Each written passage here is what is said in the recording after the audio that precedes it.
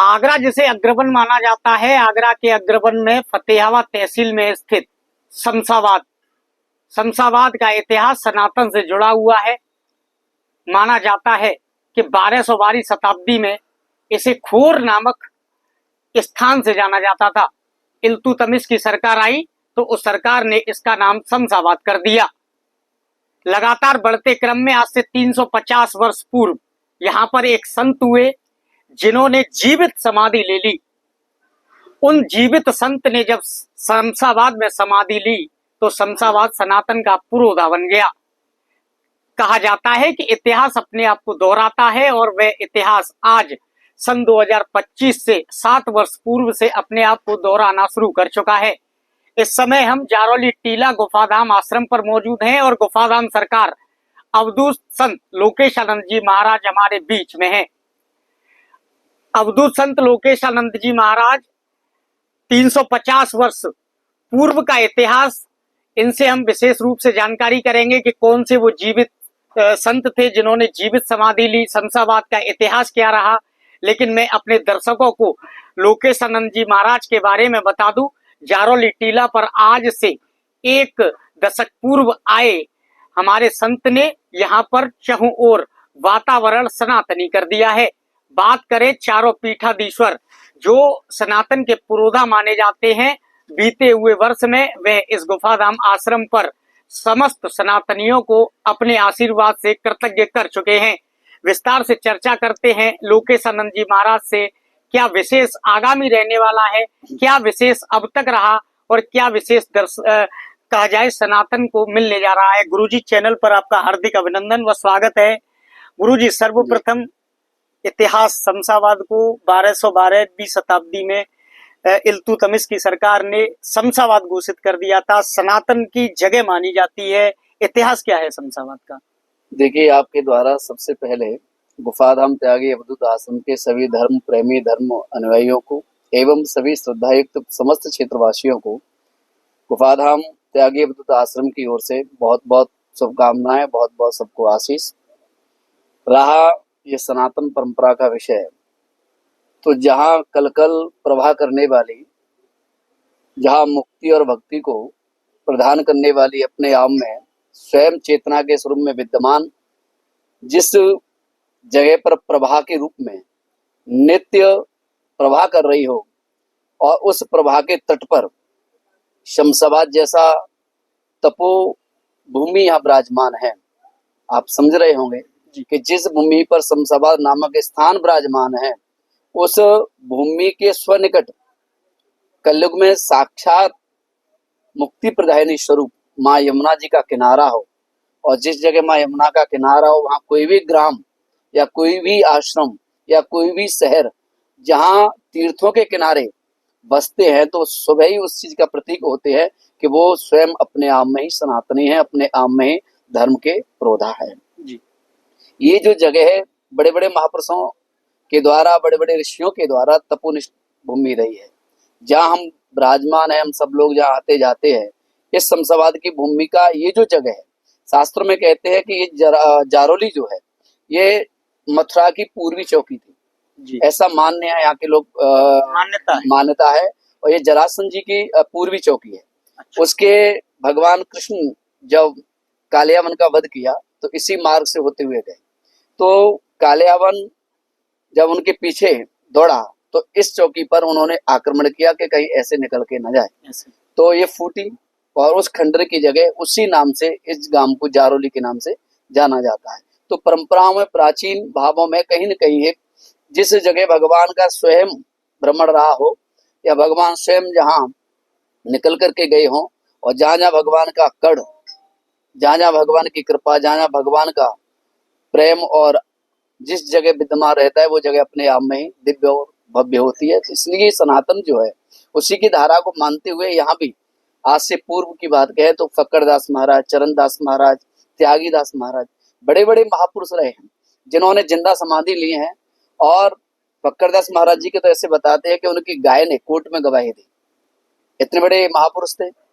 और उनके बाद त्यागी जी महाराज आए, वो भी अपने आप में बड़े तपोनिष्ठ महात्मा थे। उनके कई किस्से क्षेत्र के लोग बताते हैं जो उनके काल के हैं, समय के अधीन के हैं। लेकिन एक बात कहूं, उनके जाने के बाद ये जगह बड़ी ही वीरान पड़ी थी, लेकिन न जाने उन महापुरुषों ने कौन सी करुणा, कौन सी कृपा मुझ पर की है, और इस क्षेत्र का कहीं न कहीं मुझसे पूर्वाभास में लगाव है। उस लगाव के प्रभाव से मैं यहाँ आया हूँ, और जिस दिन से आए हैं उस दिन से उन्हीं की करुणा से उत्तरोत्तर सनातन की वृद्धि हो रही है। गुरु जी, लगातार शमशाबाद में चर्चा का विषय है कि सनातन को लोकेशानंद जी बढ़ा रहे हैं। देखिए, लोकेशानंद सनातन को नहीं बढ़ा सकते, सनातन ही लोकेशानंद है जी। हमारा अधिकार नहीं हम बढ़ाएं, हम ही वही बन जाएंगे ना। जब हम वही उसी के स्वरूप में परिणत हो जाएंगे तो जहां जहां हम चलेंगे वहां वहां सनातन खड़े उठा होगा, अपने आप दौड़ने लगे। गुरु जी, आगरा मुगलों की राजधानी नहीं, मैं तो पैठे की नगरी से संबोधित करूंगा, क्योंकि पैठे की मिठास है। लगातार देखा जाता है आगरा में कई प्राचीन मंदिर हैं, जो कोई नहीं कर पाया वो आपने कर दिया। चारों पीठाधीश्वर को मंदिर एक छोटे से शमशाबाद में ला करके खड़ा किया। शमशाबाद वासी इससे गदगद हैं। आगामी क्या प्रोग्राम रहेंगे? देखिए, आपने भी कहा कोई नहीं कर पाया वो आपने, ये हम नहीं करते, ये उसी क्षेत्र का औरा करता है, उसी क्षेत्र का तप करता है, उसी क्षेत्र की साधना करती है, और सभी भक्तों का प्रेम जो है, भाव जो है, जो हमारे अपने आराध्य के प्रति है, उसकी कृपा से ये सब संपन्न हो पाता है। इसमें हम लोग कुछ नहीं करते। और आगरा तो शिव की नगरी है, चारों चौमुखी भाव में शिव विराजमान है, और जहाँ शिव अपने आप में ही पूर्ण रूप से स्वतः विराजमान हो, तो महाराज स्वाभाविक है वो नगरी, वो क्षेत्र अपने आप में ही दिव्यतम होता है। हर वर्ष की भांति, प्रतिवर्ष की भांति इस वर्ष भी अष्टोत्तर 108 श्रीमद् भागवत महापुराण कथा ज्ञान यज्ञ का आयोजन होने जा रहा है। और इस आयोजन के तत्वधान में मूल पाठ 108, क्योंकि उन मूल पाठ का भाव है अपने पितरों की शांति के लिए, पितृ मुक्ति के लिए और पितृ दोष की समाप्ति के लिए। यहाँ इस वर्ष अष्टोत्तर के रूप में 108 मूल भागवत का आयोजन होगा।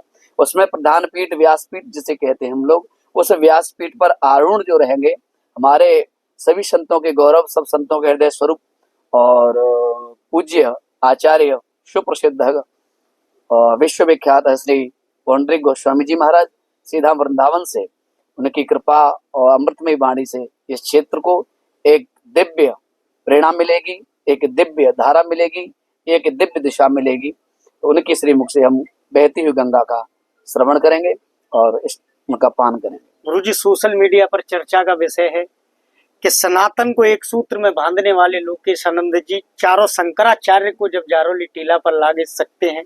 आगामी कार्यक्रम में बागेश्वर धाम आ रहे हैं। हाँ बिल्कुल, हम विगत 20 दिन पहले भी हम उनके पास गए थे, तो उनसे मंच पर ही हमारी चर्चा हुई थी, तो उन्होंने कहा हम आएंगे, लेकिन ठीक है। लेकिन कल भी हम गए, बैठे, बहुत आदर से सम्मान किया। उन्होंने कहा कि महाराज जी निश्चित आऊंगा, कोई दिक्कत नहीं है, अभी यात्रा के उसमें हम चल रहे हैं और आपको भी यात्रा में रहना है। तो मेरा तो परम सौभाग्य है कि 2 माह के लिए दिल्ली से वृंदावन, और फिर उसके बाद उनका यहाँ प्रादुर्भाव होगा। और उनके साथ साथ जो कुंभ के कारण महापुरुष नहीं आ पाए, उन महापुरुषों का भी आगमन है। जैसे हमारे काशी के जगत गुरु स्वामी बाबा सतुआ संतोषदास जी महाराज, जिनको सतुआ बाबा के नाम से जाना जाता है, वो भी है। प्रयागराज से हमारे बलवीर गिरी जी महाराज जो है, लेटे हनुमान जी, बड़े वाले हनुमान जी, उनके पीठाधीश्वर हैं। और भी अपने ऋषिकेश में चिदानंद जी महाराज परमार्थ निकेतन वाले, और वृंदावन में रीतिश्वर दास जी महाराज जो है सदगुरु हैं। उन सब महापुरुषों को बुलाने का भी हमारा पूरा प्रयास है, और प्रयास नहीं, उनके फोन पे हम लोगों ने चर्चा भी की है, तो उनका आशीर्वाद भी। गुरु जी, दर्शकों से क्या कहना चाहेंगे? बागेश्वर धाम तो ऐसी शख्सियत है कि आगरा में उनका प्रोग्राम फाइनल होता है, लेकिन भीड़ को देख के प्रशासन को रद्द करना पड़ता है। देखिए, प्रजा से, पब्लिक से, सभी भक्तजनों से मैं तो बस यही कहूंगा कि ये तुम्हारी व्यवस्था है, ये आयोजन उनका है, तो हमें अपने आयोजन को अगर हम उद्दंडता के साथ प्रकट करेंगे, भावनाओं का अतिक्रमण करेंगे, भावनाओं की सीमाओं का, मर्यादा का उल्लंघन करेंगे, तो कहीं ना कहीं विक्षोभ पैदा होगा। हम सबको दर्शन करने हैं, उनकी बात सुननी है, तो अधिक भावातीत भाव में न बह करके अपने आप को अपने सिद्धांत के रूप में परिणत करके और इस अनुष्ठान को सफल भी बनाना है, जिससे हमें भी दर्शन मिले और भी लोगों को दर्शन मिले और उनकी बाड़ी से हमें लाभ मिले। और इस तरह से अगर हम जमावड़ा इकट्ठा करेंगे और एकदम वो होगा तो उसमें दिक्कतें रहेंगी। तो मेरा तो आपके द्वारा सभी भक्तों से ये कहना है कि वो आए तो आप सभी लोग प्रेम और श्रद्धा से उनका दर्शन भी करें, उनसे चर्चा भी करें और जो वो कहे उस बात का पालन भी करें, जिससे यज्ञ की सफलता पूर्ण हो। गुरु जी, दो बातें सामने निकल के आ रही हैं। लगातार जब बागेश्वर धाम यहाँ से जा रहे थे, भावुक थे, अपने आगरा वासियों से कह रहे थे कि मैं जल्द आ रहा हूँ, तो जल्द क्या लोकेश आनंद जी ला रहे हैं, और दूसरी चीज क्या दरबार दर्शकों को अब भी देखने देखिए, मिलेगा। महापुरुष हैं, उनकी वाणी से जो भी निकल जाए तो वो तो वही जान सकते हैं। जी। हमारा तो प्रयास है और उस प्रयास के फल स्वरूप हमें पूर्ण विश्वास है कि उनका आगमन तय है। तो दरबार लगेगा? अब ये तो नहीं कह सकते समय के अनुकूल क्या रहेगा, समय के अनुकूल, समय के अनुकूल रहेगा, ये हम क्लियर नहीं कह पाएंगे। लेकिन ये 9 दिन का आयोजन है। इस आयोजन में 5 दिसंबर को कलश रथ यात्रा नगर भ्रमण रहेगा, जिसमें सभी माताएं, सभी भाई बंधु, सभी क्षेत्रवासी बढ़ चढ़ करके भाग ले। दिव्य भव्य कलश यात्रा रहेगी और इस कलश यात्रा के बाद 6 दिसंबर से 14 दिसंबर सुबह 7 बजे से और 11 बजे तक मूल पाठ पितरों के लिए और 12 बज के 4 बजे तक भागवत कथा का रसास्वादन होगा। और इसमें हमने पूरे भारत में से 1 से 8 परीक्षित बनाए हैं, जो परीक्षित परिवार है, और जो लोग अपने पितरों के उद्धार के लिए, अपने पितरों की शांति के लिए, अपने पितरों के कल्याण के लिए और अगर परीक्षित के रूप में उनकी मुक्ति कराना चाहते हैं तो वो भी हम लोगों से संपर्क कर सकते हैं, क्योंकि अभी कुछ 30% हमने जगह छोड़ी है, 70 तो हम पूर्ण हो चुके हैं, तो कहीं कोई रह नहीं जाए।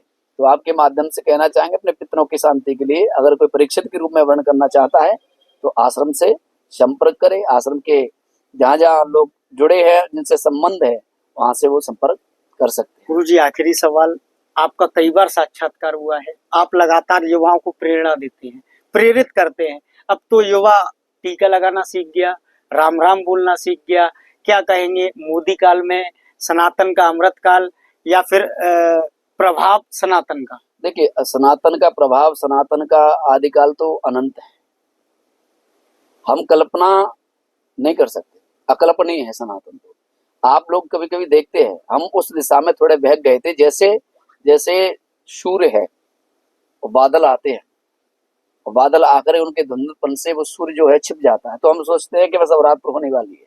अन्यथा सूर्य तो सर्वत्र है ना, उसका प्रकाश सर्वत्र है। तो ऐसे ही कुछ कारणों से हमारा युवा, हमारा हिंदू, हमारा सनातनी कुछ बहक गया था, और उस बहकने के कारण थोड़ा विचलित भी हुआ, लेकिन पुनः वो उस चेतना को उन्होंने समझा, उन्होंने उसको जाना, तो आज वो स्वयं सनातनी बनकर के हिंदुत्व की लड़ाई लड़ रहा है। तो हिंदू राष्ट्र घोषित कर देना चाहिए बिल्कुल, सरकार हिंदू को? राष्ट्र पहले घोषित है और घोषित रहेगा। हिंदू तो है ही राष्ट्र, है ही हिंदुओं का, और क्या, मुसलमानों का राष्ट्र तो रही है, ईसाइयों का राष्ट्र तो रही है, क्रिश्चियनों का राष्ट्र तो रही है, तो हिंदू राष्ट्र है, ये तो पहले से ही है। लोकेश आनंद जी मुसलमानों को टारगेट क्यों करते हैं? नहीं, मुसलमान तो किसको टारगेट करें, हिंदू को ही टारगेट करें क्या? हिंदू मुस्लिम सिख ईसाई हम सब भाई भाई है। नहीं, भाई भाई है अपने अपनी व्यवस्थाओं में, भाई भाई है अपनी अपनी व्यवस्थाओं में। जो अपनी व्यवस्थाओं से अनुकूल रह करके जो समाज पर प्रत्याघात कर रहा है, जो समाज के साथ खिलवाड़ कर रहा है, जो समाज को नष्ट करने का काम कर रहा है, समाज की कीर्ति को विध्वंस करने का काम कर रहा है। अब तो वो कांवड़ियों को फूल डालने लगे हैं, योगी जी का डर है, योगी जी का डर है, वो उनकी मजबूरी है। हाँ, भय बिन प्रीत हो ही नहीं देगा, वो वैसे कर रहे हैं। इसलिए अब हमें जागने की आवश्यकता है, अब हमें जागने की आवश्यकता है। क्या आवश्यक संदेश आप चैनल के माध्यम मेरा से देना चाहेंगे? आवश्यक संदेश यही है कि इस पावन अनुष्ठान जो हो रहा है, प्रति वर्ष की भांति इस वर्ष भी है, तो मैं पुनः कहूंगा, ये लोकेशानंद जी का नहीं है, ये समस्त क्षेत्र का है, समस्त भारत का। क्योंकि यहाँ इस वर्ष जो परीक्षित के रूप में आ रहे हैं, वो मात्र अपना उत्तर प्रदेश तक सीमित नहीं है, मध्य प्रदेश भी है, राजस्थान भी है, हरियाणा भी है, पंजाब भी है, छत्तीसगढ़ भी है, महाराष्ट्र भी। अभी अभी हम आए, आपको पता होगा, चेन्नई गए, बेंगलोर गए, बम्बई गए, कलकत्ता गए, और तुम्हारा दिल्ली रहे, कई प्रांतों में शिष्यों को लेकर के आए, कहीं से 2, कहीं से 4 परिवारों को जोड़ा है। तो ये तो अन्यत्र संपूर्ण भारत का आयोजन है, ये किसी एक जगह का आयोजन नहीं, संपूर्ण भारत का आयोजन है। तो मैं तो आपके द्वारा कहना चाहूंगा, इस आयोजन को भव्य और दिव्य बनाएं, सभी एकता के साथ खड़े होकर के, और इस आयोजन की सफलता को पूर्ण करें, जिसमें मेरा समस्त क्षेत्रवासियों को हृदय से अभी सादर आमंत्रित है। क्योंकि ये अनुष्ठान सबका है और मैं सबका हूँ। इसलिए इसमें कोई व्यक्ति विशेष नहीं है, ये सब पूरी जनता जनार्दन का अनुष्ठान है और इसे अपना मान करके भव्य दिव्य बनाए। हमारे साथ में अवधूत संत लोकेशानंद जी महाराज थे और इन्होंने जैसा कि अपने पूरे वक्तव्य में बताया कि इस बार का कार्यक्रम और भी दिव्य और भव्य होने जा रहा है और इस भव्यता में 4 चांद लगाएंगे गोस्वामी पुंडरीक जी महाराज के साथ में बागेश्वर धाम सरकार। अवधूत संत ने बताया कि आप लोग बागेश्वर धाम के दर्शन अपनी मर्यादा और अपने सनातन की एक अगाध सीमा के साथ कर सकते हैं, ना कि उद्दंडता के साथ में। आप मर्यादा में रहकर बाबा बागेश्वर धाम जी के दर्शन कीजिए। लोकेशानंद जी महाराज और जारौली गुफा धाम आश्रम पूरी तरह बागेश्वर धाम जी को आगरा में द्वारा लाने के लिए तत्पर तैयार है। कार्यक्रम दिसंबर में दिव्य और भव्य होने जा रहा है। इसकी तैयारियां लगभग पूर्ण हो चुकी हैं और आगामी तैयारियों पर गुफाधाम आश्रम की ओर से पूर्ण जोर दिया जा रहा है। गुफाधाम सरकार ने वार्ता करते हुए यह भी बताया कि आगामी कार्यक्रम बड़ा दिव्य हो गया, भव्य होगा और भारत के कोने कोने से 29 राज्यों से परीक्षित इस कार्यक्रम में होंगे। तो कहीं न कहीं यह भी माना जा सकता है कि यह कार्यक्रम इस बार उत्तर प्रदेश के साथ साथ आगरा का ऐसा कार्यक्रम बनने जा रहा है जहां 29 राज्यों का संकलन आपको देखने को मिलेगा। इसके लिए आप गुफाधाम आश्रम लोकेशानंद जी महाराज के आश्रम पर आकर के विशेष जानकारी भी प्राप्त कर सकते हैं। अपने कैमरामैन साथी के साथ शेखर पंडित, आगरा।